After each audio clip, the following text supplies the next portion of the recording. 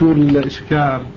فيعني حبينا، قلت لا أدري يعني، فقلت طالما رحنا الشيخ نسأل أستاذنا. الحديث عن النبي عليه الصلاة والسلام يؤتى يوم القيامة بأناس عندهم أعمال كجبال تهامة من الخير ثم تذهب أو يعني يذهب بها، إنهم كانوا إذا خلوا بحرمات الله انتهكوها. أولا صحة الحديث، ثانيا يعني كيف بمجرد هذه الذنوب يعني تذهب هذه الحسنات كلها، مع تذكر بقول النبي عليه الصلاة والسلام كل أمتي معافى إلا المجاهرين. هؤلاء خلوا يعني ما جاهروا. أعد عليه الحديث اللي هو محل الإشكال. يؤتى بأناس من أمتي ولهم من الحسنات والأعمال كجبال تهامة، لكنها تذهب أو يذهب بها لأنهم كانوا إذا خلوا بحرمات الله انتهكوها. نعم. محل الإشكال يحتاج إلى دراسة. أنت الحديث وين شايفه؟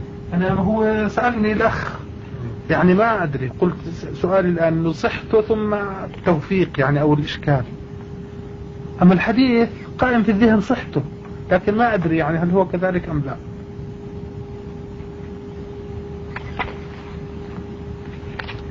هذا صحيح. صحيح شيخنا.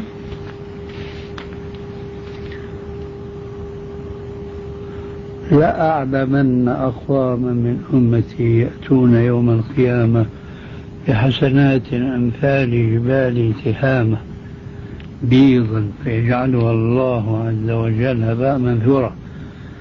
قال ثوبان يا رسول الله صفهم لنا جدهم لنا ألا نكون منهم ونحن لا نعلم. قال أما إنهم إخوانكم ومن جلدتكم ويأخذون من الليل كما تأخذون ولكنهم أقوام إذا خلوا بمحارم الله انتهكوها.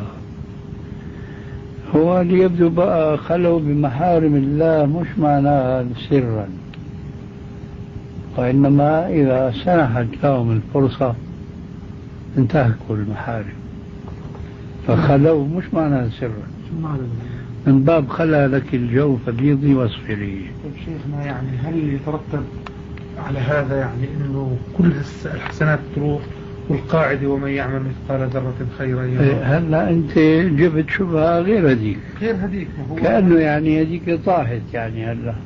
ممكن طاحت شيخنا. أيوة الحمد لله. إيه. ولأن الإشكال هو أصلا الواحد سبحان الله.